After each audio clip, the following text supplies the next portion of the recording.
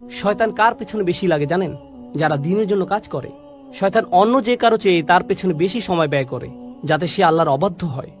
বিশেষ করে যখন সে একা থাকে, তারা বেশি ঝুঁকিতে থাকে, তাদের উপর বেশি আক্রমণ হয়ে থাকে। আমাদের মধ্যে কিছু ভাই ও বোন আছেন যারা ইসলামিক কর্মকাণ্ডে খুবই সক্রিয়। তারা অনেক ভালো কাজ করেন, কিন্তু একই সাথে তাদের কিছু খারাপ অভ্যাসও দেখা যায়। এগুলো পাপের কাজ। এটা এতই গুরুতর সমস্যায় রূপ নিয়েছে যে তারা এগুলোতে আসক্ত হয়ে পড়েছেন। তাদের সাহায্য দরকার। তাদের কি দরকার জানেন?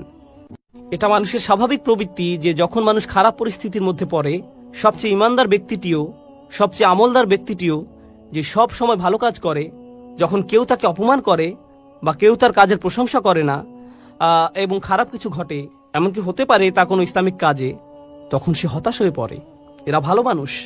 সবরের ব্যাপারে তাদের চেয়ে কে ভালো জানে? তবু আপনাকে সেই আলেম, সেই ইমাম, সেই কর্মী, সেই দায়ী, সেই শিক্ষকের কাছে যেতে হবে, গিয়ে বলতে হবে, ভাই আপনার ধৈর্য ধরা উচিত। যখন আপনি তাদেরকে এভাবে বলবেন, এতে কি তাদের উপকার হবে? হ্যাঁ, হবে। যদিও তারা এটা ইতিমধ্যেই জানে, যদিও তারা সবরের ব্যাপারে ইতিমধ্যেই অনেক জানে, তবুও তারা এই তাওয়াসি এর মাধ্যমে উপকৃত হবে। তাওয়াসি বিসবর নিজেদের মধ্যে ঘটে, আর এটাই এখানে আবশ্যকীয়। এটা তাওয়াসি বিল হক এর বিপরীত। তাওয়াসি বিসবর তাদের জন্য যারা তাওয়াসি বিল হক থামিয়ে দিয়েছে, কারণ তারা ফলাফল দেখতে না পেয়ে হতাশ হয়ে পড়েছে। কিভাবে তারা তাদের উদ্যম ধরে রাখবে? একে অপরকে অধ্যবসায়ের ব্যাপারে তাগিদ দেওয়ার মাধ্যমে। সবচেয়ে সহজভাবে বলা হয়েছে আলাল মাসাইব, অর্থাৎ আপনাকে ধৈর্য ধরতে হবে, অধ্যবসায় চালিয়ে যেতে হবে, ধারাবাহিকতা ধরে রাখতে হবে। পরিস্থিতি যতই খারাপ হোক না কেন, অসব্রু আলামা আসাবাক, যতই বিপদ আসুক না কেন, আপনাকে চেষ্টা চালিয়ে যেতেই হবে। এটা হলো একটা অর্থ। অপরটি হলো আনিল মাআসি, অর্থাৎ আপনাকে পরীক্ষা করা হবে। যারা এই দিনের জন্য কাজ করছেন, তা যেভাবেই হোক না কেন, হয়তো আপনি আপনার বাসায় দিনী পরিবেশ তৈরি করতে চাচ্ছেন, বাইরে আপনি হয়তো অমুসলিমদের দিনের দাওয়াত দিচ্ছেন, হয়তো দানের জন্য অর্থ জোগাড় করছেন। এটা যেমনই হোক না কেন, আপনি ইসলামের জন্য কিছু করতে চাচ্ছেন। শয়তান কার পেছনে বেশি লাগে জানেন? যারা দিনের জন্য কাজ করে। শয়তান অন্য যে কারো চেয়ে তার পেছনে বেশি সময় ব্যয় করে, যাতে সে আল্লাহর অবাধ্য হয়। বিশেষ করে যখন সে একা থাকে, তারা বেশি ঝুঁকিতে থাকে, তাদের উপর বেশি আক্রমণ হয়ে থাকে। সুতরাং আল্লাহর অবাধ্যতা থেকে বাঁচার জন্য আপনার সবর করা উচিত। একই সাথে আল্লাহর আনুগত্যের জন্য আপনার সবর করা উচিত। অর্থাৎ আল্লাহর আনুগত্য করাও কঠিন হয়ে থাকে, কিন্তু আপনাকে অধ্যবসায় চালিয়ে যেতে হবে। আমরা কিছু ঘটনা জানি, এগুলো সত্যিকারের ঘটনা, কোনো বানানো কিছু নয়। আল্লাহ আমাদের সাথে কথা বলেছেন, তিনি আমাদের নিয়ে কথা বলেছেন, এবং তিনি ভালোভাবে জানেন আমরা কিভাবে জীবনযাপন করি। ফি হিযিক্রিকুম, তুমি নিজেই এ সম্পর্কে জানো। আমাদের মধ্যে কিছু ভাই ও বোন আছেন যারা ইসলামিক কর্মকাণ্ডে খুবই সক্রিয়। তারা অনেক ভালো কাজ করেন, কিন্তু একই সাথে তাদের কিছু খারাপ অভ্যাসও দেখা যায়। এগুলো পাপের কাজ। এটা এতই গুরুতর সমস্যায় রূপ নিয়েছে যে তারা এগুলোতে আসক্ত হয়ে পড়েছেন। তাদের সাহায্য দরকার। তাদের কি দরকার জানেন? তাদের দরকার তাওয়াসি বিসবর। তাদের কাউকে দরকার যে তাকে অনবরত উপদেশ দিবে, বলবে, শোনো, তোমাকে চেষ্টা করতে হবে, তোমাকে সংযত হতে হবে। এই 4টি উপাদান সম্পর্কে আমি সবশেষ কয়েকটি বিষয় বলতে চাই। এর প্রথম বিষয়টি হচ্ছে, এই 4টি উপাদানই অতীতকালে বর্ণিত হয়েছে। ইল্লাল্লাযীনা আমানু অতীতকাল, ওয়া আমিলু অতীতকাল, অতাওয়াসাউ বিল হক, অতাওয়াসাউ সবগুলোই অতীতকাল। এর মাহাত্ম্য কি? যদি এভাবে বলা হতো, ইল্লাল্লাযীনা ইউমিনুন ওয়া ইয়ামালুনাস সালিহাত ওয়া ইয়াতাসালুনা বিল হক ওয়া ইয়াতাসালুনা বিস-সবর, তাহলে কি পার্থক্য হতো? বর্তমানকালে বললে কি হতো? অতীতকালে বলার কারণে বোঝা যাচ্ছে এখানে এমন মানুষের কথা বলা হচ্ছে যারা মৃত্যুর আগ পর্যন্ত সারাটি জীবন এই 4টি কাজ করেছে। সুতরাং এখন আপনি তাদের জীবনটি পর্যালোচনা করে দেখতে পারেন। আপনি তাদেরকে দেখে বলবেন, হ্যাঁ, তারা তাদের জীবনকে ঈমানের দাবি অনুসারে অতিবাহিত করেছে। যখন আপনি তাদের জীবনের দিকে তাকাবেন, আপনি বলবেন তারা ভালো কাজ করেছে এবং তারা তাওয়াসু বিল হক করেছে, তাওয়াসাউ বিস-সবর করেছে। অন্যভাবে বললে এটা সেই আয়াতটি পরিপূর্ণ করেছে যেখানে বলা হচ্ছে, ওয়ালা তামুতুন্না ইল্লা ওয়া আনতুম মুসলিমুন, ভুলেও মুসলিম না হয়ে মৃত্যুবরণ করো না। আপনি যখন তাদের জীবনটি দেখবেন, আপনি বলবেন না তারা আগে ভালো ছিল, পরবর্তীতে তারা বিপথে চলে গেছে, তাদের জীবনের শেষ দিনটি পর্যন্ত তারা অটুট ছিল। সুতরাং আপনি তাদেরকে দেখে অবশ্যই বলবেন তারা এই 4টি বিষয় পরিপূর্ণ করেছে। তাই এগুলোকে অতীতকাল বলার কারণ বোঝা যায়, মৃত্যুর আগ পর্যন্ত তাদের গোটা জীবনটি এই 4টি কাজের সমষ্টি। এরাই সফল হয়েছে। অর্থাৎ আপনি থামতে পারবেন না। আপনি এমন একটা জায়গায় পৌঁছাবেন যখন মানুষেরা আপনার সম্পর্কে বলবে এই 4টি বিষয় আপনি পূর্ণ করেছেন। এটাই হলো দ্বিতীয় মাহাত্ম্য। এর শেষ বিষয়টি হলো, যা আমার মনে হয় সূরা আসরের এই আলোচনার অন্যতম গুরুত্বপূর্ণ বিষয়, তা হলো বায়ের কয়েকটি তাৎপর্য আপনারা জানেন। বিলহাক শব্দটি নিয়ে আমরা আলোচনা করেছি। একইভাবে যখন তারা তাওয়াসি বিসবর করে, যখন তারা একে অপরকে উৎসাহ দেয় ধৈর্যের সাথে, তারা ধৈর্যের সাথে ধৈর্যের উপদেশ দিচ্ছে এবং তারা একে অপরকে ধৈর্যের প্রতি উৎসাহ দেয়। কেউ যদি বলে আমি তোমাকে ধৈর্যের সাথে উপদেশ দিচ্ছি আর আমি তোমাকে ধৈর্যের প্রতি উপদেশ দিচ্ছি, এই দুইয়ের মধ্যে একটা পার্থক্য আছে। এই দুইটি আসলে আলাদা বিষয়। ধৈর্য ও অধ্যবসায়ের প্রতি যেভাবে আমি তোমাকে উপদেশ দিচ্ছি, এতেও ধৈর্যের প্রয়োজন আছে।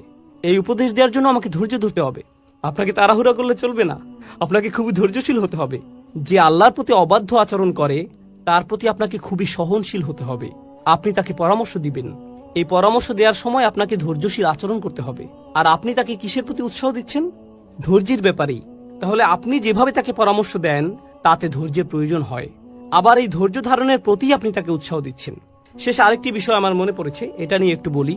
এই চারটি বিষয় আসলে একে অপরের জন্য একটা পরীক্ষার মতো। অর্থাৎ যদি কেউ সবর হারিয়ে ফেলে, শেষ কথা হচ্ছে এই চারটি বিষয় আসলে একে অপরের জন্য একটা পরীক্ষা। অর্থাৎ যদি কেউ সবর হারিয়ে ফেলে তাহলে সে তাওয়াসু বিল হক করতে পারবে না। কেন পারবে না? কারণ যখনই সে মানুষকে সত্যের ব্যাপারে জানাতে যাবে, মানুষ এমন কথা বলবে যা সে সহ্য করতে পারবে না।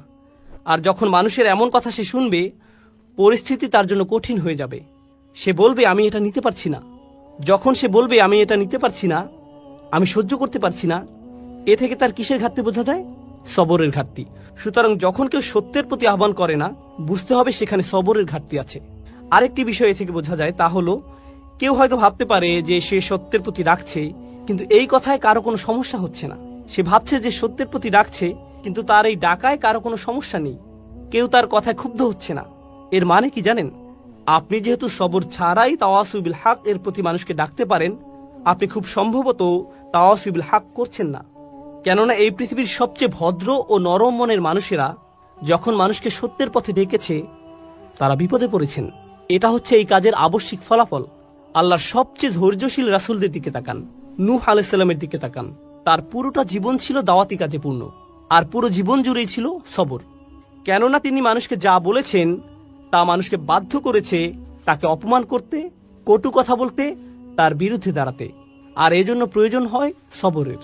আর যখন এই দুটিরই ঘাটতি হয়, যখন আপনি মানুষকে সত্যের প্রতি ডাকছেন না, আর সেজন্য আপনার সবর করারও কোনো প্রয়োজন নেই, যখন এই শেষ দুটির ঘাটতি হয়, যখন কারো মধ্যে এই দুটি থাকে না, তা থেকে আমরা কি বুঝতে পারি কিসের ঘাটতি আছে? প্রথম দুটি শর্ত, ঈমান ও ভালো কাজ। কারণ যতক্ষণ না আপনি নিজেই ভালো কাজ করবেন, খারাপ কাজ আপনার চোখে পড়বে না।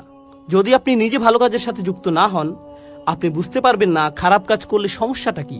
কিন্তু যখন আপনি নিজের পরিবর্তন করবেন, আপনি হয়তো পার্টি করতেন, তারপর আপনি আল্লাহর কাছে ভালোভাবে তওবা করে তার আনুগত্য করতে শুরু করলেন। যখন আপনি আল্লাহর আনুগত্য করেন আর অন্যরা পার্টি করে, এতে আপনি বিরক্ত হন, তাদের জন্য আপনার খারাপ লাগে। আগে এতে আপনি কিছু মনে করতেন না, কিন্তু এখন আপনার মনে হচ্ছে তারা কিভাবে এটা করছে, আমার তাদেরকে থামানো উচিত। আমি নিজেই ভুল করেছি, আমি চাই না তারাও একই ভুল করুক। এটা আপনাকে কষ্ট দেয়। কিন্তু এটা যদি আপনাকে কষ্ট না দেয়, আপনার যদি কখনো মনে না হয় যে আপনার তাদেরকে থামানো উচিত, তার মানে হলো আপনি ভালো কাজের প্রতি প্রতিশ্রুতিশীল নন। আর আপনার যদি ভালো কাজের ব্যাপারে প্রতিশ্রুতি না থাকে, তার মানে আপনার কি নেই? ঈমান। তাহলে এই সবগুলো বিষয় হচ্ছে লাজিম ও মালজুম। এগুলো একটি অপরটির আবশ্যিক ফলাফল এবং একটি আরেকটির সাথে ওতপ্রোতভাবে জড়িত। আমি অন্য সূরাগুলোর চাইতে এই সূরাটিতে অনেক বেশি সময় নিয়েছি। আমরা সূরা নাবা থেকে শুরু করেছিলাম, তখন একটি সেশনে একটি সূরা শেষ করেছি, কিন্তু এটা সূরা আসরের চতুর্থ সেশন। আলহামদুলিল্লাহ, অবশেষে আমরা এটা শেষ করতে পেরেছি। কেন জানেন? কারণ আমার মনে হয়েছে এটা সবচেয়ে ছোট সূরা।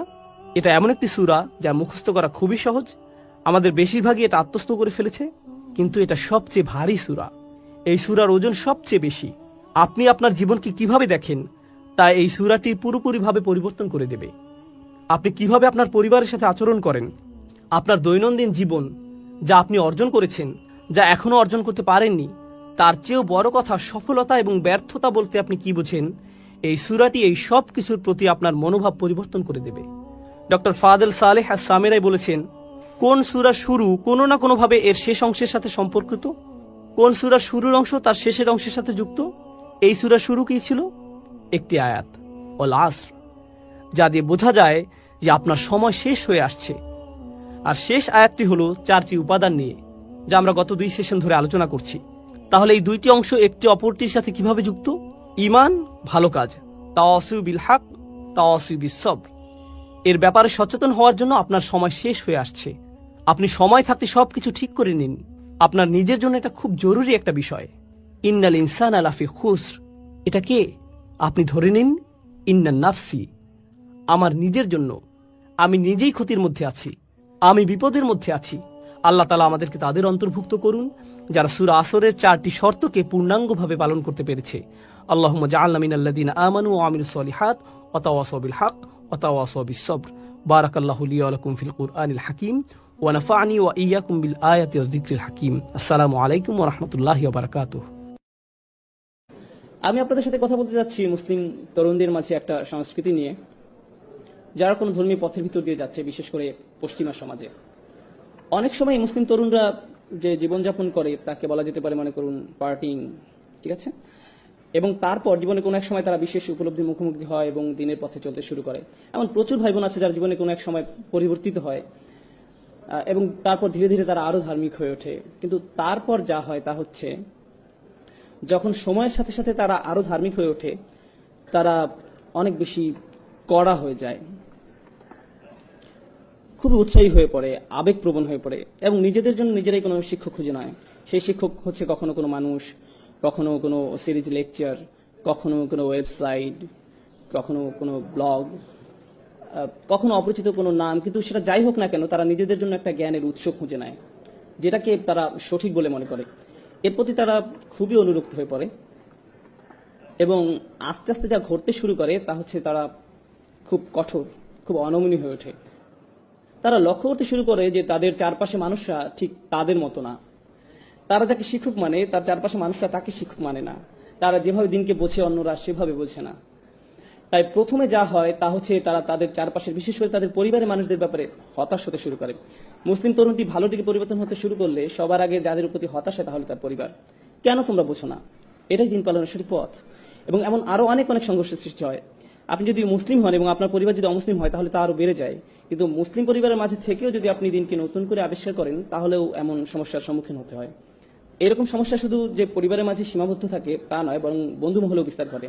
অনেক সময় এমন হয় যে আপনার দীর্ঘদিনের বন্ধু, কিন্তু সে কোনো ধর্মীয় পথের ভিতর দিয়ে যাচ্ছে না, বা হয়তো সে যাচ্ছে কিন্তু পথটা ঠিক আপনার মতো না, আপনার দিনের বুঝ হয়তো তার মতো না, অথবা কিছু বিষয় হয়তো তারা আপনার মতো এতটা কঠোর না, এবং এটা আপনার পক্ষে মেনে নেওয়া খুব কষ্টকর হয়ে যাচ্ছে।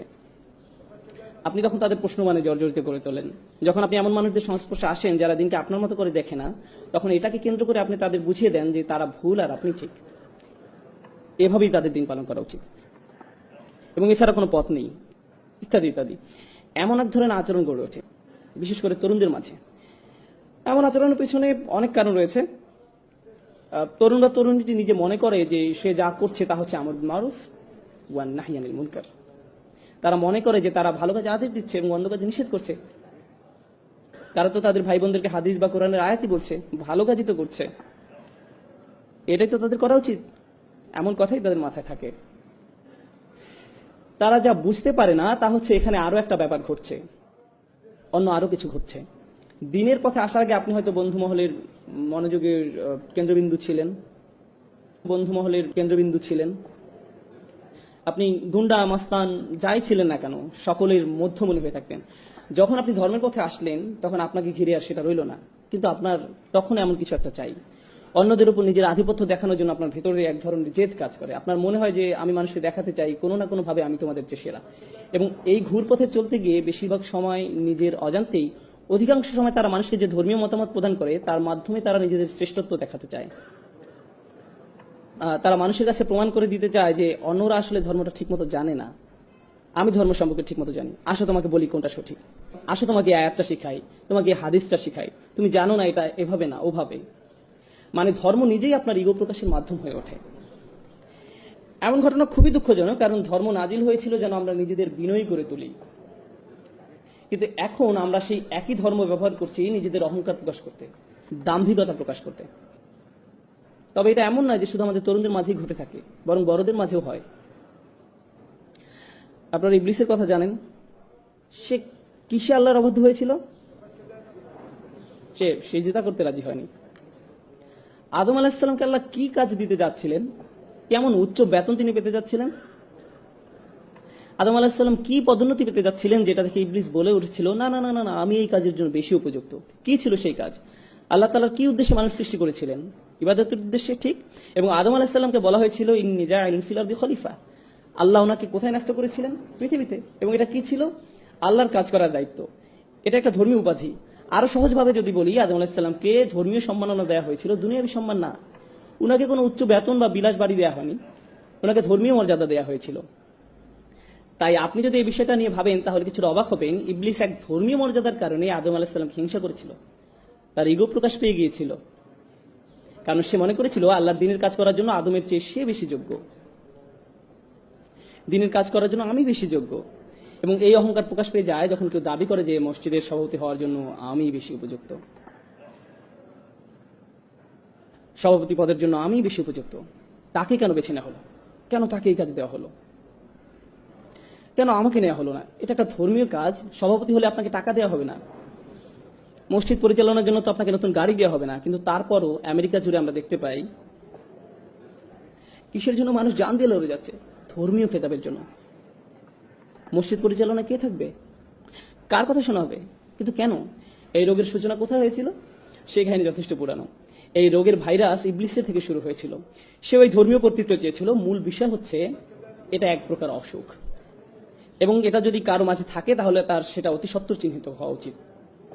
যখন আপনার মনে হয় ভাগ্যিস আমি ছিলাম, না থাকলে এই মানুষটির একদম বিপদে চলে যেতে হতো, এদের সঠিক পথ দেখানোর জন্য অন্তত আমি আছি, যদি এটা আপনার মনোভাব হয়, আপনি ভয়ঙ্কর সমস্যা আক্রান্ত। সত্যি আপনি ভীষণ সমস্যা আছেন। কারণ আপনি ভাবছেন এই দিন কার উপর নির্ভর করে? আপনার উপর। দিনের আমাদেরকে প্রয়োজন নেই। আল্লাহর দিনকে আমাদের প্রয়োজন, কিন্তু আল্লাহর দিনের আমাদেরকে প্রয়োজন নেই। আল্লাহু গানিয়ুন হামিদ। আল্লাহ সুবহানাহু ওয়া তাআলা সমস্ত প্রয়োজন থেকে মুক্ত, তার আমাদেরকে প্রয়োজন নেই। আমাদের নিজেদের আরো বিনয় হওয়া দরকার। আমি এতক্ষণ ধর্মীয় দৃষ্টিকোণ থেকে ইগোর কথা বলছিলাম, কিন্তু পরিবারের মাঝেও দেখা যায় যে আমরা বলছি আমি মারা গেলে এই পরিবার দেখাশোনা কে করবে, কে বিল পরিশোধ করবে, আমি না করলে কে এসব করবে, এমন ভাবনা আপনার মনে আসে, ঠিক। কিন্তু আপনারা জানেন আমাদের মৃত্যু কবে হবে সেটা নির্ধারণ করা আছে। কিন্তু আপনি যতই ভাবুন না কেন যে আমার এত টাকা জমাতে হবে বা অত টাকা জমাতে হবে, আমাকে প্রমোশন পেতে হবে বা ইত্যাদি, আপনি চিন্তা করেন আপনাকে কি কি করতে হবে। কিন্তু যদি আল্লাহ তাআলা ঠিক করেন যে আপনি আজ রাতে মারা যাবেন, তাহলে যা নির্ধারিত তাই হবে। এবং আমি চলে যাওয়ার পর আমার সন্তান, আমার স্ত্রী, আমার স্বামী, যেই হোক না কেন, আল্লাহ তাআলা ইতিমধ্যেই তাদের দেখাশোনা করছেন। এটা কখনোই ভাবা উচিত না যে আমি তাদের দেখাশোনা করছিলাম, আল্লাহ তাআলা তাদের খেয়াল রাখছিলেন। আমি নিজেকে ভোলাচ্ছিলাম এই ভেবে যে সবকিছু আমার উপর নির্ভর করে। কোনো কিছু আমার উপর নির্ভর করে না। কারো ভালো করার ক্ষমতা আমার নেই, সকল ক্ষমতা আল্লাহর। যেহেতু ইগোই মূল সমস্যা, ইগো কোত্থেকে আসে? আপনার মধ্যে ইগো তখনই জন্মায় যখন আপনি সত্যিকার অর্থে আল্লাহর মহত্বকে মূল্যায়ন করতে ব্যর্থ হন, যখন আপনি আল্লাহকে সমাদর করতে জানেন না, তখন আপনি আল্লাহকে প্রশংসা করার স্থানে নিজের ব্যাপারে উচ্চ ধারণা পোষণ করেন। এখান থেকেই অহংকারের শুরু। সমস্যাটার গোড়া এখানেই। সুতরাং ইনশাআল্লাহ প্রথমে যে বিষয়টা আমি বলতে চাই তা হলো, সেসব মানুষ যারা ধর্মের লেবাস পরে থাকে, তারা দেখতে ধার্মিক, তাদের কথাবার্তা ধার্মিক, তাদের জ্ঞান আছে, আল্লাহ তাআলা যেন আমাদেরকে এইসব হতে রক্ষা করেন। এটা খুবই ভয়াবহ সমস্যা। এদেরকে যে মানুষটা দাঁড়িয়ে তার চেয়ে বেশি প্র্যাকটিসিং মনে হয়। অনেক বোনদের, যেসব বোনরা হিজাব পালন করে না, তাদের চেয়ে বেশি আল্লাহ ভীরু মনে হতে পারে। তাদেরকে বাইরে থেকে দেখতে খুবই ভালো লাগে, কিন্তু তাদের মধ্যে ইগো আছে। আপনার ভিতরে অন্যের সামনে নিজেকে মহান রূপে উপস্থাপন করার তাড়না আছে। আপনার মনে হয় যে আপনি বেশি ধার্মিক, আপনি বেশি যোগ্য, আপনি অন্যদের থেকে ভালো অবস্থানে আছেন। আর আপনি যদি মনের ভিতরে আরেকজন মুসলিমকে ছোট করে দেখেন, তার অবস্থা যেমনই হোক না কেন, আপনি যদি এটা করেন, তাহলে আপনার হৃদয়ে যে জিনিসটা বাসা বেঁধেছে তা হলো কিবর, অহংকার। আর আমরা রাসূল সাল্লাল্লাহু আলাইহি ওয়াসাল্লামের উপদেশ থেকে জানতে পারি যে যাদের হৃদয়ে সরিষার দানার সমান, অর্থাৎ বলতে গেলে কিছুই না, এমন অনুপরিমাণ অহংকার থাকে, তাদের জন্য জান্নাতের দরজা খোলা নেই। অনুপরিমাণ অহংকার থাকে, জান্নাতের দরজা তার জন্য খোলা নয়। তাই আমি যেটা বলতে চাচ্ছি তা হলো, ধরুন একজন মুসলিম খারাপ কাজ করে, হয়তো সে মদ পান করে বা অন্য যে কোনো ধরনের খারাপ কাজ করে, তার খারাপ কাজগুলো বাহ্যিক, চোখে দেখা যায়। কিন্তু আপনার খারাপ কাজটা কোথায় ঘটছে? অন্তরের মধ্যে। বাইরে থেকে আপনাকে দেখতে ভালোই লাগে, মনে হয় যে আপনি ঠিকঠাকই আছেন। নিঃসন্দেহে সেই লোকটা খারাপ কাজগুলোর কারণে শাস্তিযোগ্য, কিন্তু আপনার অহংকারটাও কি শাস্তিযোগ্য নয়? আর যদিও কেউ তার কাজগুলোকে উপেক্ষা করছে না, কিন্তু যদি তুলনা করা হয় তাহলে আপনার আর তার মধ্যে কার সমস্যা দূর করা বেশি কঠিন? এদিকটা ভেবে দেখুন তো। অহংকার দূর করাটা বেশি কঠিন। কেন? কারণ আপনি একে দেখতেও পান না, সেই মানুষটার মদ পান তো সবাই দেখতে পায়, এ নিয়ে তার সাথে কথা বলা যাবে, কিন্তু আপনার অন্তরের এই ব্যাপারটা সমাধান করা অনেক বেশি কষ্টের, কারণ এটার অবস্থান হৃদয়ের গভীরে, যার একমাত্র ব্যক্তি আপনি অনুধাবন করতে পারেন। অন্য কেউ আপনাকে এটা বলতে পারবে না। যদি এটা থাকে তাহলে আপনার ভেতরে আছে। আর আমি যখন আপনাদের এই ব্যাপারগুলো বলছি, এই সময় আপনার মনে হতে পারে এই মুহূর্তে আমার অহংকারী একজনের কথা মনে পড়ছে, যার এই কথাগুলো শোনা উচিত। অন্য কারো ব্যাপারে চিন্তা করবেন না, তাহলে স্বয়ং আপনার মধ্যেই অহংকারের চিহ্ন আছে। কার কথা আপনার মনে আসা উচিত? আপনার নিজের কথা। ধর্মের নসিহতগুলো সর্বপ্রথম নিজের জন্য প্রযোজ্য, অন্যের জন্য নয়। সর্বপ্রথম কার জন্য প্রযোজ্য? নিজের জন্য। আমরা এতই অন্ধ হয়ে গেছি যে আমরা ভাবি কোরআনের আয়াতগুলো, রাসূল সাল্লাল্লাহু আলাইহি ওয়াসাল্লামের হাদিস বা উপদেশগুলো সব অন্যদের জন্য, নিজের জন্য না। কোনো কিছু শোনার সাথে সাথে অন্যকে বলার জন্য আপনি পেরেশান হয়ে যান। সেগুলো প্রথমে কার মানার কথা ছিল? কার সেগুলো প্রথমে অনুসরণ করা দরকার ছিল? আপনার নিজের। এই ব্যাপারটা আমাদের অবশ্যই মনে রাখতে হবে। আল্লাহর দ্বীনের ক্ষেত্রে আমরা অনেক বেশি স্বার্থপর, আমরা আত্মকেন্দ্রিক, আমরা ধান্দাবাজ হয়ে পড়ি। এই ব্যাপারটা আমাদের অবশ্যই মনে রাখতে হবে। যখন একজন স্বামী স্ত্রীর দায়িত্ব কর্তব্য সম্পর্কে কোনো হাদিস শোনে, তখন সে কি করে? সে তার স্ত্রীকে যেয়ে বলে, এই জানো আজ কি শুনেছি, মনে রেখো। এমনকি পিতামাতাও তাদের সন্তানদের সাথে কোন একটা শোনায়, অবিল ওয়ালিদাইনি ইহসানা, তোমার পিতামাতার সাথে সৎ ব্যবহার করো। এটাকে আত্মসেবা হয়ে যায় না? আমরা কি এখানে নিজের সেবা করতে এসেছি নাকি আল্লাহর দ্বীন পালন করতে এসেছি? এটা পুরো দৃষ্টিভঙ্গি বদলে দেয়। এটা সম্পূর্ণ ভিন্ন দৃষ্টিভঙ্গি। তো এটি প্রথম সমস্যা যা আমি আপনাদের সামনে তুলে ধরতে চেয়েছিলাম। ইগো, যা কেবল আপনি উপলব্ধি করতে পারেন, আর কেউ আপনার জন্য তা করতে পারবে না। যদি আপনার অন্তরের মধ্যে ইগো থাকে, তাহলে বাইরে থেকে যতই ভালো দেখাক না কেন, তার কি মূল্য থাকবে? কারণ আপনার হৃদয়টাই সুস্থ নেই। আর আল্লাহ বলেন, ইল্লামান আতাল্লাহু বিকলবিন সালিম, কিন্তু একমাত্র তারা ব্যতীত যারা সুস্থ অন্তর নিয়ে আল্লাহর কাছে আসবে। তাই আমাদের ভিতরের এই ইগোটাকে ঠিক করতে হবে। দ্বিতীয় পয়েন্টে যাওয়ার আগে আমি আপনাদের কিছু টিপস বলি কিভাবে বুঝবেন যে আপনার মধ্যে ইগো আছে। যদি কেউ আপনাকে কোনো বিষয়ে শুধরে দেয় আর আপনি খুবই অপমানিত বোধ করেন, আপনার যদি মনে হয় তুমি কিভাবে আমাকে এটা বলতে পারো, নিজেকে কি মনে করো, তার কি এমন যোগ্যতা আছে যে আমার ভুল ধরিয়ে দেয়? এটা যদি আপনার প্রথম প্রতিক্রিয়া হয়, তবে আপনার মধ্যে ইগো সমস্যা আছে। সেই লোকটা যদি ভুলও হয়ে থাকে, তার হয়তো সেটা বলা উচিত হয়নি, তারপরও আপনার প্রাথমিক প্রতিক্রিয়া এমন হবে না যে সে কে এটা আমাকে বলা, বরং আপনার প্রতিক্রিয়া হবে, হয়তো এই মন্তব্যের মধ্যে দিয়ে আল্লাহ আমার নিজের কোনো অনুচিত কাজের দিকে মনোযোগ দিতে বলছেন। আচ্ছা, এটা যদি 100% সত্য নয়, কিন্তু তার কথার মধ্যে সামান্য অংশ কি সত্য? এর মাঝে কি 1% সত্য, 0.5% সঠিক? তার কথার মধ্যে যতটুকু সত্য ততটুকুই আমি গ্রহণ করি। আমার নিজেকে বাঁচাতে হবে। সে কে আমাকে এগুলো বলার? নিজের মধ্যে এমন মানসিকতা গড়ে তুলবেন না। বাজে কথার মধ্যে থেকেও ভালোটুকু বের করে আনুন, আর বাকিটা বাদ দিন। যদি আপনার ভিতরে সব আলোচনা অংশ নেওয়ার তাড়না কাজ করে, যদি আপনার মনে হয় যে আলোচনার মধ্যে যে কোনো ভাবেই নিজের মতামত শোনাতেই হবে, আলোচনা শেষে আপনার মত গ্রহণ না করা হলে যদি আপনি খুবই অপমানিত বোধ করেন, হয়তো আপনি একটা মত দিয়েছেন, অন্যজন আরেকটা মত দিয়েছে, আর শেষে তার মতটাই গ্রহণ করা হয়েছে, আর তখন আপনি রাগান্বিত হয়ে সেখান থেকে চলে গেলেন, তাহলে আপনার ইগো প্রবলেম আছে। বিশেষ করে ধর্ম সম্পর্কিত কোনো ব্যাপারে হতে পারে, কোনো মসজিদে বসে কয়েকজন আলোচনা করছে যে তাদের কি করা উচিত এই ব্যাপারে, সেখানে আপনি আপনার মতামত দিলেন, সাথে অন্যরাও দিল, আর এই আলোচনা আল্লাহ সন্তুষ্টির জন্যই হচ্ছে, তাই না? আপনি মসজিদ বিষয়ে অথবা অন্য কোনো ব্যাপারে যে মতামতটা দিলেন, সেটা কাকে খুশি করার জন্য?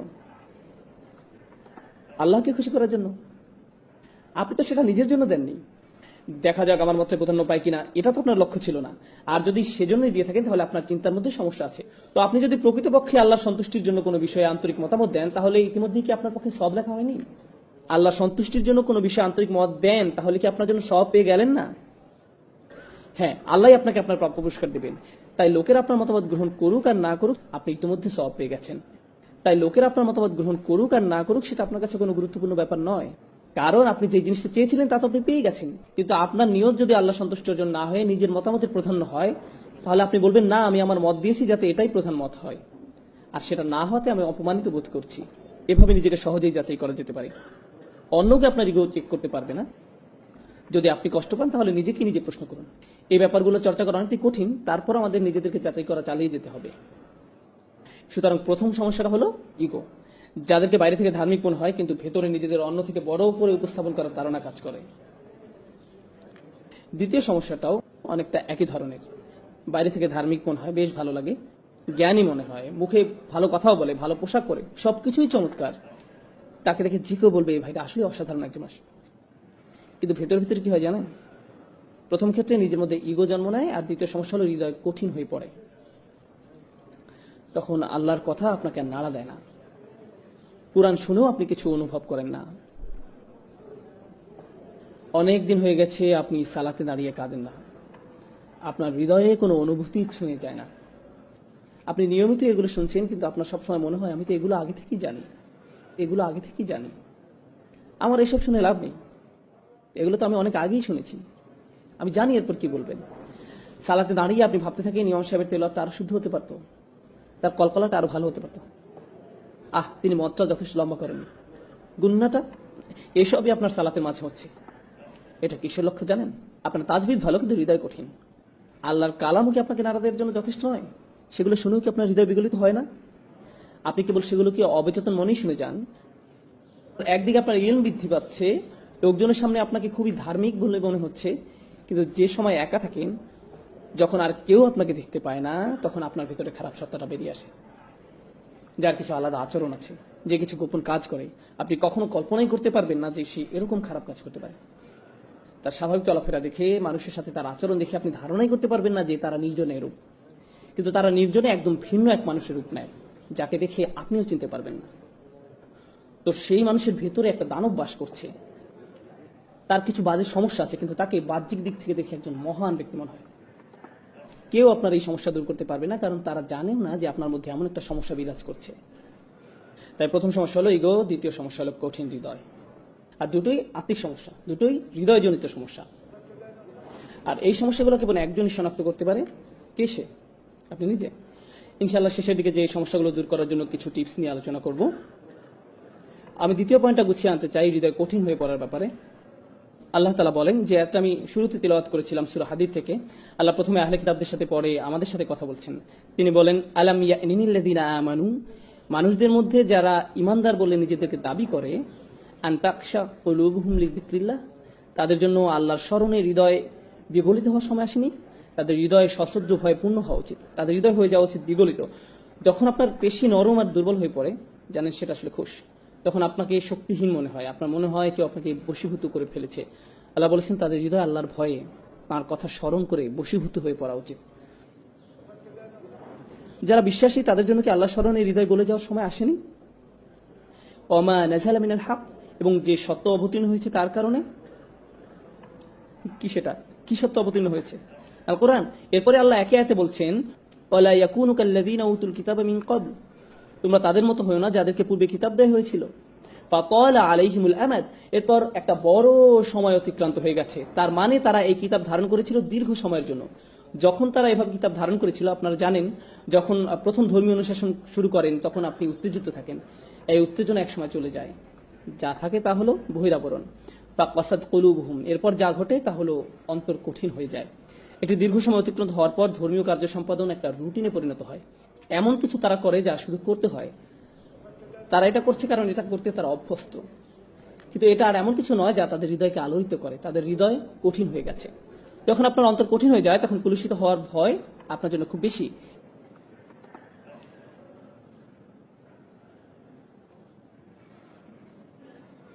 এজন্য আয়াতে বলা হয়েছে, ওয়াকাসিরুম মিনহুম ফাসিকুন, তাদের অধিকাংশই পাপাচারী, তাদের বড় একটা সংখ্যা হলো খারাপ। আয়াত শেষ হয়েছে আহলে কিতাবদের দিয়ে, কিন্তু কি দিয়ে শুরু হয়েছিল? আলাম ইয়ানিল্লাযীনা আমানু, আলোচনাটি আসলে তাদের নিয়ে যারা বিশ্বাস স্থাপন করেছে, আর কিভাবে তাদের অন্তর কঠিন হয়ে গেছে। আর এটা যদি আপনার ভিতরে অনুভব করতে পারেন, কেউ আপনাকে বলে দিতে পারবে না, এটা কেউ আপনাকে বলে দিতে পারবে না। আমি আবার বলছি, আপনার জন্য এটা অনুমান করতে পারবে না। একমাত্র যে এটা ধরতে পারবে সে ব্যক্তি হলো আপনি নিজে, অন্য কেউ নয়। আপনি আল্লাহর সামনে কতটুকু বিনয়ী, আপনি অন্যদের সামনে কতটুকু বিনয়ী, এই বিষয়টা আপনাকে বলে দিতে পারবো না, আমি আপনাকে বলে দিতে পারবো না, একমাত্র আপনি বলতে পারবেন। আপনি যদি কখনো হতাশা ভোগেন, আপনি বুঝতে পারবেন যে আপনার অন্তর আসলে কঠিন হয়ে গেছে, আর আপনি নিজে এই সমস্যাটা আপনার মধ্যে বাড়তে দিয়েছেন। যখন কোনো ধর্মীয় ব্যক্তির উপস্থিতি খুবই ভীতিকর মনে হয়, কোনো দেখতে ধার্মিক লোক, তাকে দেখার সাথে সাথে আপনার মনে ভীতি তৈরি হয়, তাদের সাথে কথা বলতে আপনি আতঙ্কিত হন, তাদের আশপাশে যাওয়া আতঙ্কজনক হয় আপনার জন্য, আপনি আতঙ্কগ্রস্ত হয়ে পড়েন। অনেক সময় যেসব বোন হিজাব পরেন না, তারা হিজাব পর একজনকে আসতে দেখলে তারা রাস্তা ক্রস করে অন্যদিকে চলে যান, ওই যে হিজাব পুলিশ আসছে এবং সে নিশ্চয়ই আমাকে এমন কিছু বলবে যে আমার মন খারাপ করে দিবে। এখন একদিকে এটা ভয়ের কারণ, অন্যদিকে কখনো এটা সত্যি। কিছু মানুষ রয়েছে যারা অন্যদের নিচু চোখে দেখে, তারা অন্যদের প্রতি মারাত্মক অধ্যত আচরণ করে। এখন আপনি আমাকে বলুন, কিছুদিন আগেও না আপনি পার্টি মাতিয়ে রাখতেন? যারা আপনার সাথে এভাবে কথা বলে তাদের আপনি কিভাবে জবাব দেন? আপনি কি ভুলে গেছেন যে আপনি কোথা থেকে এসেছেন? আল্লাহ আপনাকে কোথায় নিয়ে এসেছে? কারণ মানুষ ভুলে যায় যে তারা কি ছিল আর আল্লাহ তাদের কোথায় এনেছেন। তারপর কয়েক বছর অতিক্রান্ত হওয়ার পর যখন তারা ভালো হয়ে যায়, তখন এমন কাউকে দেখলে তারা বলে আস্তাগফিরুল্লাহ, সে এমন কিভাবে হলো? আপনি কোথায় ছিলেন? এই লোককে দেখে তো আপনার শিক্ষা নেওয়া উচিত। আপনি তো ঠিক তার মতোই ছিলেন। আল্লাহর যে রহমত আপনার উপর বর্ষিত হয়েছে তা আপনার স্মরণ করা উচিত। কুনতুম আলা শাফা হুফরাতিন মিনান নার, আপনি দোজখের একেবারে প্রান্তে ছিলেন। ফাআনকাযাকুম মিনহা, তিনি আপনাকে রক্ষা করেছেন। আর সেই আয়াতে আল্লাহ বলছেন ফাআল্লাফা বাইনা কুলুবিকুম, তিনি তোমাদের অন্তরে ভালোবাসা সৃষ্টি করেছেন। আপনারা আপনাদের অন্তরসমূহের মাঝে যদি ভালোবাসা পেতে যান, তাহলে আপনাকে মনে রাখতে হবে যে আপনি নিজেও একদিন এই পথে ছিলেন এবং আপনাকে সেখান থেকে রক্ষা করা হয়েছে। আপনাকে এজন্য রক্ষা করা হয়নি যে আপনি খুব স্মার্ট মানুষ, আপনি রক্ষা পাওয়ার যোগ্য। এটা আপনার প্রতি কার অনুগ্রহ ছিল? এটা আপনার প্রতি আল্লাহর অনুগ্রহ ছিল। কোন সাহস আপনি অন্যদের দিকে কিভাবে তাকান, কিভাবে এমন মন্তব্য করেন? এই দাম্ভিকতা জঘন্য ব্যাপার। এটা আপনার সকল ভালো কাজ ধ্বংস করে দিবে, সব ভালো কাজ ধুয়ে মুছে দিবে। অধিকাংশ ক্ষেত্রেই আমাদের যুবকরা যারা তীব্র বিতর্কে লিপ্ত হয়, যে কোনো বিষয় নিয়ে হতে পারে ধর্মতত্ত্বের বিষয়, হতে পারে ফিকের বিষয়, হতে পারে একটা সংগঠনের পদ নিয়ে, যে কোনো ব্যাপার নিয়ে হোক না কেন, আপনারা জানেন বিতর্কের মূল কারণ কি? ইগো। আসলে এটা আত্ম অহংকারের কারণে হয়ে থাকে। মানুষ স্কলারদের সম্পর্কে কথা বলে যেন তারা ক্রীড়াবিদকে নিয়ে কথা বলছে। ওই যে ওনার কথা আমার একদম পছন্দ হয় না, আমাকে মাফ করবেন, আপনি জানেন তিনি কত পরিশ্রম করেন আল্লাহর সন্তুষ্টির জন্য। যদি আপনি তার সাথে একমত নাও হন, প্রকৃত ব্যাপার হলো তিনি তার বাড়ি ত্যাগ করেছেন। তিনি যদি স্কলার নাও হন না কেন, তিনি বিশ্বের এক প্রান্ত থেকে আরেক প্রান্তে ভ্রমণ করেছেন শুধু জ্ঞান অর্জনের জন্য। রাতের পর রাত ব্যয় করেছেন প্রার্থনা করে, মুখস্থ করে, অধ্যয়ন করে। আর আপনি তার সম্বন্ধে এমন কি বা জানেন? তিনি কি বলছেন আমি পছন্দ করি না, আমার মনে হয় তিনি বিপদগামী। কোন সাহসে আপনি এটা বলেন? আপনি কি করেছেন? কিসে আপনার এমন অবস্থান নিয়ে যায় যে আপনি তার সম্বন্ধে এমন মন্তব্য করেন? আপনি যে কোনো মুসলিমের সাথে দ্বিমত পোষণ করতে পারেন, আপনার সাথে তার মতামত নাই মিলতে পারে। এক্ষেত্রে তাদের প্রতি আপনার প্রথম দৃষ্টিভঙ্গিটা কেমন হওয়া উচিত? আপনার কি এমন রায় দেওয়া উচিত যে তারা জাহান্নামের পথে? যদি আপনি সত্যিই তাদের ব্যাপারে উদ্বিগ্ন হয়ে থাকেন, সত্যিই তাদের ব্যাপার নিয়ে চিন্তিত হয়ে থাকেন, তাহলে তাদের এই সমস্যা নিয়ে আপনি অন্য কারোর সাথে কথা বলবেন না। আপনি কার সাথে কথা বলবেন? তাদের সাথেই কথা বলবেন। আপনি সরাসরি তাদের সাথেই কথা বলবেন যদি আপনার মাঝে আন্তরিকতা থেকে থাকে। তাহলে আপনি আপনার উৎকণ্ঠার কথা অন্য কারো কাছে বলবেন না। অন্যথায় আপনার মাঝে আন্তরিকতার অভাব পরিলক্ষিত হয়। এর ফলে বোঝা যায় যে আপনার মাঝে ইগো আছে। আপনার নিজ দলের প্রতি আপনি পক্ষপাতিত্ব দেখাচ্ছেন, নিজ মতের পক্ষে দাঁড়িয়েছেন, বা অন্য সম্পর্কে আপনি যা তা বলছেন। এটা অপরিপক্ক, এটা দাম্ভিকতা, আত্মহংকারমূলক। এটা তাই যদি আমাদের অবস্থা এই পর্যায়ে এসে পৌঁছে, তাহলে আমাদের মধ্যে প্রতিষেধক প্রয়োজন। সর্বপ্রথম প্রতিষেধক হলো আশা হারিয়ে যায়নি। সুবহানাল্লাহ। পরবর্তী আয়াতে আল্লাহ চমৎকার করে বলছেন, ইয়ালামু, তোমরা জেনে রাখো, আন্নাল্লাহা ইউহয়িল আরদা বা'দা মাউতিহা, অবশ্যই আল্লাহ ভূভাগকে তার মৃত্যুর পর পুনরুজ্জীবিত করেন। পূর্ববর্তী আয়াতে আল্লাহ অন্তরসমূহ সম্পর্কে কথা বলেছিলেন, আর এখন তিনি কি বিষয়ে কথা বলছেন? ভূপৃষ্ঠকে জীবন দেওয়া সম্পর্কে। আল্লাহ আপনাদের বলছেন যে যেভাবে আল্লাহ পৃথিবী পৃষ্ঠকে জীবন দান করতে পারেন মৃত্যুর পরে, ঠিক সেভাবে আল্লাহ আপনার অন্তরকেও জীবন দান করতে পারেন। আপনার অন্তর পুনরায় কোমল হতে পারে। আমরা অলৌকিক নিদর্শনাবলী প্রকাশ করেছি যাতে তোমরা বুঝতে পারো। বুঝতে পেরেছেন? আপনার জন্য আশা রয়েছে। আপনি আপনার অন্তরকে পরিষ্কার করে নিতে পারেন, এটা সম্ভব। আল্লাহ যদি শুষ্ক জমিনে প্রাণের সঞ্চার করতে পারেন, তিনি আপনার অন্তরকেও পুনরায় জীবিত করতে পারেন। এখন চিকিৎসার ব্যাপারে আলোচনা করা যাক। এই চিকিৎসা কি? আপনি আপনার ইগো সমস্যার সমাধান কিভাবে করবেন? প্রথম যে বড় বিষয়টি আপনার অন্তর পরিষ্কার করতে সহায়তা করবে তা হলো আল্লাহর স্মরণ। প্রথমে এই বিষয়টি আপনাকে আয়ত্ত করতে হবে। কত ঘন ঘন আপনি আল্লাহকে স্মরণ করেন। আল্লাহকে স্মরণ করা মানে শুধু এইসব কথা বলা নয় যে সুবহানাল্লাহ, আলহামদুলিল্লাহ, আল্লাহু আকবার, লা ইলাহা ইল্লাল্লাহ, এগুলো উচ্চারণ করাই নয়। নিশ্চয়ই এগুলো খুবই গুরুত্বপূর্ণ জিকির যা আমরা রাসূল সাল্লাল্লাহু আলাইহি ওয়াসাল্লামের সুন্নাহ থেকে জানতে পারি। কিন্তু এই জিকিরগুলো যদি চিন্তাহীন হয়, আপনি যদি এগুলোর অর্থ বা মহত্ব না বুঝেন, এগুলো নিয়ে চিন্তা ভাবনা না করেন, তাহলে এটা জিকির নয়। এতে শুধুমাত্র মুখস্থটা আরেকবার রিভিশন দেওয়া হয়। আলহামদুলিল্লাহ অর্থ হলো সকল কৃতিত্ব, সুনাম, প্রশংসা আল্লাহর জন্য। আল্লাহকে সবকিছুর জন্য প্রশংসা করতে হবে এবং ধন্যবাদ দিতে হবে। ধরুন কখনো আপনার একটা খারাপ দিন গেল, আপনি কি বলবেন? আলহামদুলিল্লাহ। আমি শুধু আল্লাহকে ধন্যবাদ দিই না, তার প্রশংসাও করি। যাই এখন ঘটছে তা অবশ্যই ভালো, এবং এটা এত ভালো যে আমি এর জন্য তার কৃতজ্ঞতা প্রকাশ করি। আর আমি শুধু তার কৃতজ্ঞতা প্রকাশ করি না, আমি তার প্রশংসাও করি। কি দারুণ কাজ তিনি করেছেন। আপনি সমস্যায় পড়া সত্ত্বেও বলেন আলহামদুলিল্লাহ। যখন আপনি এর অর্থ বুঝে বলবেন, তখন এটা অন্য কিছু। এখন আপনি আসলেই আল্লাহকে স্মরণ করছেন। আল্লাহর এই প্রশংসা, আল্লাহকে কৃতিত্ব দিয়ে আপনাকে আপনার নিজ সম্পর্কে শিক্ষা দেয়। কি শিক্ষা দেয়? যখনই কোনো ভালো কাজ আপনি মনে করেন যে আপনি করেছেন, আপনার কি করা উচিত? আলহামদুলিল্লাহ বলা উচিত। আপনি আসলে কাকেই কাজের কৃতিত্ব দিচ্ছেন? আল্লাহকে। আপনি কোনো বক্তব্য দেওয়ার পর হয়তো কেউ এসে আপনাকে বলল, ভাই দারুণ বক্তব্য দিলেন, আপনি হেসে বলেন আলহামদুলিল্লাহ, আমি জানি ভালো হয়েছে। তাহলে এই আলহামদুলিল্লাহ আসলে আলহামদুলিল্লাহ নয়। এভাবে বলার মাধ্যমে আপনি আপনার নিজের প্রশংসাই করলেন। প্রশংসা পেলে কিভাবে অস্বস্তিতে পড়তে হয় আপনাকে তা শিখতে হবে। প্রশংসা আপনার মাঝে যেন বিনয় নিয়ে আসে। আল্লাহকে কৃতিত্ব দেওয়ার ক্ষেত্রে আপনাকে দ্রুত হতে হবে এবং একই সাথে নিজেকে বিনম্র করতে হবে। ভাই আপনি জানেন না, আপনার এভাবে বলা ঠিক নয়। আমি আসলে কিরকম তা আমি জানি না, আল্লাহ জানেন, শুধুই আল্লাহ জানেন। আপনার প্রশংসা আমার দরকার নেই, আমার দরকার আপনার দোয়া। আমি চাই না আপনি প্রশংসা করুন, বরং আমি খুবই ভালো এটা আপনি আমাকে বলার দরকার নেই। না, আমি আপনার কাছ থেকে এটা শুনতেও চাই না। এটা আসলে আমাকে সাহায্য করে না, এটা আমার ক্ষতি করে। কারণ কেউ যখন আমার প্রশংসা করে তখন এটা আমার মাঝে কি জাগিয়ে তোলে? আমার ইগো। আর এটা মানুষের জীবনের সবচেয়ে ভয়ঙ্কর সমস্যা। তাই কেউ অন্য কারো প্রশংসা করার মাধ্যমে তার উপকার করছে না। আর নম্রতা সম্পর্কে শেষ যে বিষয়টি আমি আপনাদের সাথে শেয়ার করতে চাই সেটা হলো, যখন কেউ আপনাকে বাজে কথা বলে বা আপনাকে অপমান করে, এটা আসলে আপনাকে বিনয়ী করতে সাহায্য করে। তারা হয়তো আপনার প্রতি একটা অনুগ্রহ করলো, তারা মনে করতে পারে যে তারা আপনাকে ছোট করতে পেরেছে, কিন্তু এটা হয়তো আল্লাহর তরফ থেকে আপনার জন্য একটা মেসেজ বা একটা উপহার। এর মাধ্যমে আল্লাহ আপনাকে নম্রতা উপহার দিলেন।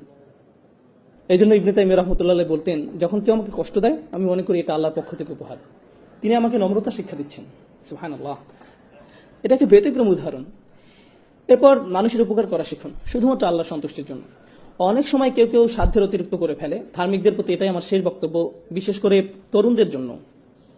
তারা অনেক কর্মকাণ্ডে অংশ নেয়, তারা সংগঠনে অংশ নেয়, তারা দলে যোগদান করে, তারা মসজিদে যোগদান করে, তারা বিভিন্ন অনুষ্ঠানে যায়, তারা সবসময় কর্মঠ থাকে, তারা ডান বাম করতেই থাকে। এরপর কি ঘটে জানে? তারা ইচ্ছা শক্তি হারিয়ে ফেলে, তারা পুরোপুরি ক্লান্ত হয়ে যায়। যখন তারা পুরোপুরি ক্লান্ত হয়ে যায়, এরপর তারা কখনোই আগের অবস্থায় ফিরে আসতে পারেন। ভারসাম্য রাখুন, ধীরে ধীরে অগ্রসর হন। আপনাকে সপ্তাহের এক ছুটিতেই সব করে ফেলতে হবে না, অথবা গ্রীষ্মের ছুটিতেই সব করতে হবে এমন নয়, বরং ধীরে ধীরে অগ্রসর হন। ইনশাআল্লাহ আপনি গতি ধরে রাখতে পারবেন। এবং যখন আপনি শুধু আল্লাহর জন্যই কোনো কিছু করবেন এবং আপনি হতাশ হয়ে যান না, কোনো ফলাফল হচ্ছে না, এই জন্য উদাহরণ হিসাবে এই অনুষ্ঠানের কথা বলা যাক। আমাকে দাওয়াত দেওয়া হয়েছিল, আমি বলেছিলাম ঠিক আছে আমি রবিবার আসবো। শনিবার রাতে কেন নয়? কারণ তখন এখানে কেউ থাকবে না। জানেন আমার প্রথম মতামত কি ছিল? তো কি হয়েছে? আমি আপনাদের জন্য এখানে আসছি না। আমি কেন আসছি? আর বড় কোনো কারণ আছে। আপনারা আমাকে কিছু দিচ্ছেন না, কে দিচ্ছেন? আল্লাহ, ঠিক। তাই এখানে একজন থাকুক, 100 জন থাকুক, আর কেউ না থাকুক, আমি কি আমার বিনিময়ে পাবো? যদি আমার নিয়ত ঠিক থাকে, আমি পেয়েছি। যদি আমার নিয়ত ঠিক থেকে থাকে। আপনি কেন এখানে এসেছেন? কারণ আপনার বন্ধু আপনাকে আসতে বলেছে, কারণ আপনাকে আসতে জোর করা হয়েছে, কারণ আপনার গাড়ি এখনো ছাড়ছে না, তাই আপনি এখানে আটকে গেছেন, এই জন্য? তাহলে আপনি কিছু অর্জন করতে পারলেন না। কিন্তু আপনার যদি এখানে আসার কারণ থাকে এরকম যে আজ রাতে আমি আল্লাহকে স্মরণ করব, আমি আল্লাহর আরো নিকটবর্তী হব, এমনকি যখন কিছু হচ্ছে না আপনি সেটার অপেক্ষায় আছেন, এই অপেক্ষার সময়টাও আপনার পক্ষে পূর্ণ লেখা হচ্ছে। দৃষ্টিভঙ্গির পরিবর্তন করুন, নিয়তের পরিবর্তন করুন, ঠিক আছে? এটা আপনার জীবন ভর অনেক সাহায্য করবে। কারণ আপনি যখন কিছু করেন, যেমন প্রচারপত্র বিলি করছেন, মানুষকে প্রোগ্রামের দাওয়াত দিচ্ছেন, কিন্তু কেউ উপস্থিত হলো না, তখন আপনি মনে মনে বলেন কেউ কিছু শুনতে চায় না, কিন্তু আপনি হতাশ হয়ে পড়বেন না। কারণ কেন? কারণ আপনি প্রচারপত্র বিলি করেছিলেন কি জন্য? কেন আপনি দাওয়াত দিয়েছিলেন? কোথায়, কার কাছে আপনার প্রত্যাশা? আপনার কাজ চেষ্টা করা, ফলাফল তার কাছে। আপনি এই ফলাফলের দায়িত্ব নন। আপনি যখন এটাকে আন্তরিকভাবে মেনে নিতে পারবেন, তখন জীবন অনেক সহজ হয়ে যাবে এবং আপনি নিজের প্রতি অনেক সন্তুষ্ট থাকবেন। আপনি হতাশ হয়ে পড়বেন না। কারণ সেখানে মাত্র অল্প কিছু মানুষ, তাদের সংখ্যা আরো বেশি হতে পারতো। হ্যাঁ, সেখানে আরো মানুষ থাকতে পারতো, কিন্তু সেটি আল্লাহ হাতে। আমি কি আমার দায়িত্বটুকু পালন করেছি? আমি কি যথেষ্ট চেষ্টা করেছি? নিজেকে শুধু এটাই জিজ্ঞাসা করার আছে, এবং আমার চেষ্টা কি সত্যি আল্লাহর জন্য ছিল কিনা, নিজেকে শুধু এই প্রশ্নটি করা আছে। আমি এসব আলোচনা আনছি কারণ নিয়তে এমন কিছু নয় যে আপনি জীবনে একবার মাত্র করেন। জীবনে একবার আপনি ইচ্ছা পোষণ করেছিলেন যে আপনি আল্লাহর রাস্তায় কাজ করবেন এবং একজন ভালো মুসলিম হবেন। আপনি সেই ইচ্ছা পোষণ করেছিলেন, কিন্তু সেই ইচ্ছাতে মরিচা পড়তে পারে। ফলে আপনাকে বারবার নিয়ত ঠিক করতে হবে, আপনাকে বারবার নিয়ত ঠিক করতে হবে। আপনি জানেন, সবাই ভাবছে আপনার ইচ্ছা অনেক শক্তিশালী, কারণ তারা শুধু আপনার বাইরেরটা দেখছে। তারা কি দেখে না? ভেতরেরটা। এবং যেহেতু তারা শুধু বাইরেরটা দেখে, তারা আপনাকে বলবেন আপনি খুবই ভালো একজন মানুষ, এবং আপনি তাদের বিশ্বাসও করা শুরু করবেন, যার ফলে আপনার সমস্যা থেকে আপনার জন্য আরো ভয়াবহ করে তুলছেন। প্রথম প্রতিকার হচ্ছে আল্লাহকে স্মরণ করা। দ্বিতীয় প্রতিকার হচ্ছে উত্তম সঙ্গী খোঁজা, এমন সহচর খোঁজা যারা আপনার চেয়ে উত্তম। তৃতীয় প্রতিকার হচ্ছে গুরুত্বপূর্ণ প্রতিকার, নিজের মুখ বন্ধ রাখতে শেখা। নিজের মুখ বন্ধ রাখতে শেখা। যদি আপনি খুব খারাপ কিছু দেখেন, তাহলে একজন মুসলিমকে উপদেশ দেওয়ার নমনীয় পন্থা খুঁজে বের করুন। এভাবে ভাবুন, আমি তাদের যে কথাগুলো বলতে যাচ্ছি সেগুলো কি তাদের ধর্মের প্রতি আরো বিমুখ করে দিবে? অথবা আমার সৌহার্দ্যপূর্ণ নমনীয় পন্থা খুঁজে বের করা উচিত, যা তাদেরকে ধীরে ধীরে ইসলামের মূল বিষয়ের সাথে আপোষ না করে দিনের পথে নিয়ে আসবে। হয়তো তাদের বন্ধুদের পরিবর্তনের মাধ্যমে, দৃশ্যপটের পরিবর্তনের মাধ্যমে যদি তারা সামান্য একটু উপদেশ শুনতে পায়। আপনি প্রথমেই তাদের আচরণ পরিবর্তন করতে চান না, আপনি প্রথমে কি পরিবর্তন করতে চান? তাদের অন্তর। যখন তাদের অন্তর পরিবর্তন হবে তখন ব্যবহার আপনা আপনি পরিবর্তিত হবে। বেশিরভাগ সময় আমরা মানুষের কিসের পিছে ছুটি? আমরা তাদের ব্যবহারের পিছনে ছুটি। আপনি মানুষের ব্যবহার পরিবর্তন করতে পারবেন না, আপনি তাদের শুধু স্মরণ করে দিতে পারবেন এবং আশা করতে পারেন আল্লাহ তাদের অন্তরকে পরিবর্তন করে দিন। আপনার দায়িত্ব স্মরণ করে দেয়া। ফাদাক্কির। আল্লাহ রসুল মানুষদেরকে আল্লাহর সাথে শিরক করতে দেখেছেন, কুফরি করতে দেখেছেন, এবং আল্লাহ বছরের পর বছর তাকে বলেছেন ফাদাক্কির ইন্না ফাতিদ যিকরা, ফাদাক্কির ইন্না ফাতিদ যিকরা, স্মরণ করিয়ে দাও, স্মরণে উপকারিতা আছে। মহানবী সাল্লাল্লাহু আলাইহি সাল্লাম এই একই ধরনের খুব খারাপ মানুষদের কাছে 10 বছর দাওয়াত দিয়েছেন এবং আল্লাহ বলে গেছেন স্মরণ করিয়ে দাও, এতে কাজ হবে, স্মরণ করিয়ে দাও, এতে উপকার আছে। আপনি কাউকে স্মরণ করে দিলেন, এতে কোনো ফল পাওয়া যায় না। তখন আপনি বলেন আমি তাকে স্মরণ করে দিয়েছিলাম, সে পাত্তাই দেয়নি, তাকে স্মরণ করে দেওয়ার মাঝে কোনো উপকার নেই। নবী সাল্লাল্লাহু আলাইহি সাল্লামের জীবনে দেখুন তিনি কি পরিমাণ স্মরণ করে দিতেন, এবং আল্লাহ বলে যেতেন আপনি হয়তো উপকারিতা দেখতে পাচ্ছেন না, কিন্তু সেখানে উপকারিতা আছে। হ্যাঁ, উপকারিতা আছে। এবং আন্তরিকভাবে মনে করি দেয়া থেকে উপকারিতা প্রথম কে পাবে? সেই ব্যক্তি যে স্মরণ করিয়ে দেয়। কে প্রথম উপকৃত হচ্ছে? আপনি, কারণ আপনি স্বীকার করে নিয়েছেন যে শব্দগুলো আপনার মুখ থেকে বের হচ্ছে, কিন্তু প্রভাব কোথা থেকে আসবে? আল্লাহ তাআলার পক্ষ থেকে। এবং যদি আপনার কথায় কাজ না হয় তাহলে হয়তো কার মাঝে কিছু সমস্যা আছে, আপনার মাঝে। আপনার প্রথম প্রতিক্রিয়া এমন হওয়া উচিত নয় যে তার মাঝে কিছু সমস্যা আছে, সে আমার কথা শোনে না। এটি প্রথম প্রতিক্রিয়া হওয়া উচিত নয়। আপনি জানেন নবী সাল্লাল্লাহু আলাইহি সাল্লাম যখন মানুষকে উপদেশ দিতেন, দাওয়াত দিতেন, এবং তারা ওনার কথা শুনতো না, তখন ওনার মনে চিন্তা উকি দিত হয়তো আমি আমার দায়িত্ব ঠিকভাবে পালন করতে পারছি না, হয়তো আমি এই কথাগুলো আরো ভালোভাবে বলতে পারতাম। এবং তখন আল্লাহ তাআলা তাকে মনে করে দিতেন না না না, আপনি আপনার দায়িত্ব ঠিকভাবে পালন করেছেন, আপনার যা করার কথা আপনি তাই করেছেন, আপনি শুধু সতর্ক করে যান, আপনি শুধু সতর্ক করে যান, ফলাফল নিয়ে দুশ্চিন্তা করবেন না, আপনার যা করার কথা শুধু তা করে যান। এই লাইনগুলোর সাথে শেষ যে আয়াতটি আমার মাথায় এসেছে, আমার এটি আপনাদের সাথে শেয়ার করা উচিত, কারণ এটি এই ইস্যুর জন্য গুরুত্বপূর্ণ। ইনশাআল্লাহ দুটি আয়াত, একটি সূরা শুরা, সূরা নম্বর 42, এবং আরেকটি আয়াত যেখানে নবী সাল্লাল্লাহু আলাইহি সাল্লামকে উপদেশ দেওয়া হয়েছিল, সূরা আলে ইমরান। তার মানে দুটি আয়াত। সূরা শুরা, ওয়ামা তাফারাকু ইল্লা মিন বাদি মা জাআহুমুল ইলম বাগয়াম বাইনাহুম, তাদের কাছে জ্ঞান আসার পরই তারা পারস্পরিক বিভেদের কারণে মতভেদ করেছে। যতক্ষণ তাদের কাছে জ্ঞান আসেনি ততক্ষণ তারা নিজেদের মাঝে মতভেদ করেনি। তার মানে কারা এখন মতপার্থক্য করছে? জ্ঞানী মানুষেরা। কিসে জ্ঞানী? বিজ্ঞান, পদার্থবিজ্ঞান, রসায়ন, জীববিজ্ঞান। কিসে তারা জ্ঞানী? ধর্মীয় জ্ঞানে, ধর্মীয় জ্ঞানে, আসমানি কিতাবে জ্ঞানী, সুন্নতে জ্ঞানী। জ্ঞানী হওয়ার পর তারা কি করছে? মতবিরোধে পতিত হচ্ছে। কেন? আল্লাহ তাআলা বলে দিচ্ছেন বাগিয়াম বাইনাহুম, একজন আরেকজনের উপর কর্তৃত্ব করার জিদ থেকে। তাদের এরূপ জিদ থাকে এবং তারা নিজেদের সেরা মনে করতে চায়। এবং কি সেই হাতিয়ার যা তাদের সেরা ভাবায়? ধর্মীয় বিষয় জ্ঞান। তারা এই ধর্মীয় জ্ঞানকে এমন একটা মাধ্যম বানিয়ে ফেলে যা দ্বারা তারা নিজেদের গর্ববোধকে আরো বাড়িয়ে তোলে। কি ভয়ানক অপরাধ! এই আয়াতের শেষে আল্লাহ তাআলা বলছেন ওয়ালাউলা কালিমাতুন সাবাকাত মির রাব্বিকা ইলা আজালিম মুসাম্মা লাকুদিয়া বাইনাহুম, যদি আপনার পালনকর্তার পক্ষ থেকে নির্দিষ্ট সময় পর্যন্ত অবকাশের সিদ্ধান্ত না থাকতো তবে তাদের ফয়সালা হয়ে যেত, তাদেরকে শাস্তি দেয়া হতো, তাদেরকে তখনই শাস্তি প্রদান করা হতো। এটি খুবই গুরুতর অপরাধ। এটি খুবই গুরুতর অপরাধ যে তারা তাদের দিনকে মতবিরোধের হাতিয়ার হিসাবে ব্যবহার করছে, এবং অহংকার ছাড়া আর অন্য কিছুই তাদের জ্ঞানকে একে অপরের সাথে মতবিরোধের হাতিয়ারে পরিণত করেনি। আল্লাহ তাআলা আমাদেরকে এই মারাত্মক অপরাধ থেকে হেফাজত করুন, বিশেষ করে আমাদের তরুণ প্রজন্মকে। এদেশে তরুণদের যে সংস্কৃতি, আপনারা বল খেলেন, কেউ একজন আপনার সাথে ব্লক করে দেয়, এরপর কি হয়? পরের খেলায় আপনি প্রতিশোধ গ্রহণ করেন, আপনার অবস্থা পুনরায় উদ্ধার করেন, কারণ প্রতিপক্ষ আপনাকে নিয়ে হাসি ঠাট্টা করবে। এই হচ্ছে সংস্কৃতি। আমার বিরুদ্ধে তোমার এত সাহস কিভাবে হয়? এটি শুধুমাত্র খেলা নয়, এটি অহংকারের একটি পরীক্ষা। গাড়ি চালানো অবস্থায় কেউ একজন আপনাকে পেছনে ফেলে দিল, কি আপনাকে ক্রুদ্ধ করে দিল? তুমি আমাকে তোমার হোন্ডা সিভিক দিয়ে আমার M5 কে পাস করে যাচ্ছ? না না, আমি তোমাকে দেখে নিব, আমি তোমাকে আমার ক্ষমতা এক্ষুনি দেখিয়ে ছাড়বো, আমি গ্যাস প্যাডেল 4 পর্যন্ত চাপ দিয়ে তোমাকে দেখিয়ে দেবো কিভাবে কি করতে হয়। এসব কিসের বহিঃপ্রকাশ? অহংকার। এই সমাজে প্রতিনিয়ত আমাদের জানানো হচ্ছে তোমরা অহংকার বৃদ্ধি করো। সবকিছু তোমাকে নিয়ে, যে গান লেখা হয় বা গাওয়া হয়, যেমন আমার চেইন, আমার হ্যাট, আমার জুতা, আমার মোজা, যেটাই হোক, সবকিছুতে আমি আমি আমি। তুমি আমাকে ছুঁতে পারবে না, আমার দিকে তাকাতে পারবে না, আমার চোখের দিকে তাকাবে না, আমি তোমার এই করবো, এরপর আমি এই করবো। এসবের মানে কি? এসব কি তাৎপর্য বহন করে? অহংকার। নিজের মধ্যে অহংকার পুষকে দেয়, নিজের উপাসনা করা। এটা ঠিক তাই, আসলে এই ইগো আত্মপূজার দিকে ধাবিত করে। এবং এই দিন শুধুমাত্র তাদের জন্য একটি দিন যারা আল্লাহর সামনে নিজেকে নত করে দেয়। তার মানে এই আয়াতটি খুব খুব গুরুত্বপূর্ণ। সূরা আল ইমরান এর শেষ আয়াত। বিশেষ করে যারা নেতৃত্ব স্থানীয় অবস্থানে আছেন, আপনাদের মাঝে যাদেরকে অন্যরা অনুসরণ করে, যারা জানে অথবা এমনকি ভাবে যে সে অন্যদের চেয়ে বেশি জানে। আল্লাহ রাসূল সাল্লাল্লাহু আলাইহি সাল্লামকে বলছেন, ফাবিমা রাহমাতিম মিনাল্লাহি লিনতা লাহুম ওয়ালাউ কুনতা ফাযযান গালিযাল কলব লানফাদ্দু মিন হাওলিক। আল্লাহর বিশেষ দয়া ও অনুগ্রহের কারণে আপনি নবী সাল্লাল্লাহু আলাইহি সাল্লাম সাহাবীদের প্রতি কোমল। ওয়ালাউ কুনতা ফাযযান গালিযাল কলব, যদি আপনি তাদের প্রতি শক্ত হতেন, কঠোর হৃদয়ের হতেন, অনমনীয় হতেন, জিদ করতেন, এমনকি যদি তাদের সাথে কথা বলার সময় কিছু পরিমাণ কঠোরতা প্রদর্শন করতেন, লানফাদ্দু মিন হাওলিক, তারা আপনার থেকে দূরে সরে যেত। তারা কারা? সাহাবারা আপনার থেকে দূরে পালিয়ে যেত। আপনি কে? রাসূল সাল্লাল্লাহু আলাইহি ওয়াসাল্লাম। চিন্তা করতে পারেন, সাহাবারা রাসূল সাল্লাল্লাহু আলাইহি ওয়াসাল্লাম থেকে দূরে পালিয়ে যেত। আল্লাহ বলেননি আপনি যদি সত্যের পথে না ডাকেন তাহলে তারা পালিয়ে যাবে। আপনি যদি তাদের কোরআন শিক্ষা দেওয়া বন্ধ করে দেন তাহলে তারা পালিয়ে যাবে। আপনি যদি ওহী প্রকাশ না করেন তাহলে তারা পালিয়ে যাবে। রাসূল সাল্লাল্লাহু আলাইহি ওয়াসাল্লাম কি করলে তারা পালিয়ে যাবে? তিনি এখনো কোরআন শিক্ষা দিচ্ছেন, এখনো সত্যের সন্ধান দিচ্ছেন, সবকিছুই ঠিক আছে। শুধুমাত্র কি পরিবর্তনের কথা এই আয়াতে বলা হয়েছে? যা তাদেরকে দূরে সরিয়ে দিবে। যদি তিনি সাহাবীদের প্রতি কঠোর হন, কঠিন হন, এতটুকুই যথেষ্ট, তারা দূরে সরে যাবে। সুবহানাল্লাহ, কি দারুণ শিক্ষা আল্লাহ দিচ্ছেন। আল্লাহ কি দারুণ শিক্ষা রাসূল সাল্লাল্লাহু আলাইহি ওয়াসাল্লামকে দিচ্ছেন। সর্বোৎকৃষ্ট নেতার প্রতি যদি এই শিক্ষা হয়, তাহলে কি আপনার মনে হয় না যে এটি আমাদের জন্য বেশি প্রযোজ্য? এটি অবশ্যই প্রযোজ্য। যদি আপনি কোনো নেতৃস্থানীয় অবস্থানে থাকেন, যদি আপনাদেরকে হাত ওঠাতে বলি, হাত ওঠানোর দরকার নেই, কথার কথা। আমি যদি হাত দেখাতে বলতাম আপনারা কয়জন নেতৃস্থানীয় আছেন? আপনি জানেন, আপনাদের প্রত্যেকের হাত ওঠানো উচিত। আপনারা প্রত্যেকেই নেতৃস্থানীয় লোক। আপনাদের সবার সে অবস্থান আছে যেখান থেকে আপনারা অন্য কাউকে উপদেশ দিতে পারেন, এবং এটি খুবই ভালো। কিন্তু আপনি কিভাবে উপদেশ দিবেন?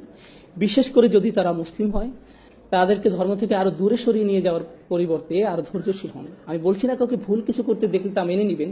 যদি হারাম কিছু করতে দেখেন তাহলে বলবেন, দেখুন আমি জানি এটি হারাম, আমি আসলে আপনার জন্য উদ্বিগ্ন। এটি বিভিন্নভাবে বলা যায়।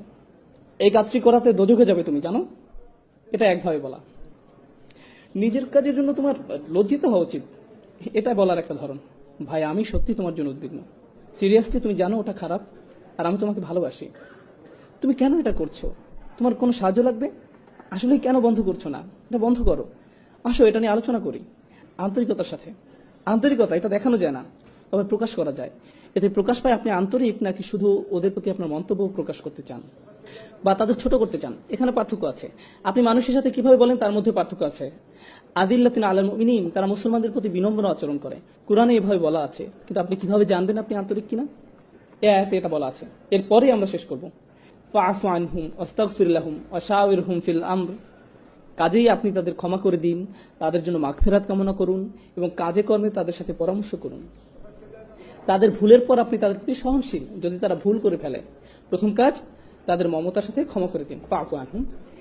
এরপর আল্লাহ সুবহানাহু ওয়া তাআলার কাছে ক্ষমা প্রার্থনা করুন। আল্লাহর কাছে ক্ষমা প্রার্থনা মানে এই নয়, ধরুন কোনো ভাই কিছু করলো আর আপনি বললেন, এই যাই হোক আল্লাহ তাআলা তোমাকে ক্ষমা করে দিক। এটা ফাস্তাগফির লাহুম নয়। আপনি কখন তাদের জন্য আল্লাহর কাছে ক্ষমা চাইবেন? যখন আপনি নিজের জন্য আল্লাহর কাছে ক্ষমা চাইছেন, নির্জনে। নির্জনে প্রার্থনার মানে কি? আন্তরিকতা। ওটা আন্তরিক, অকৃত্রিম।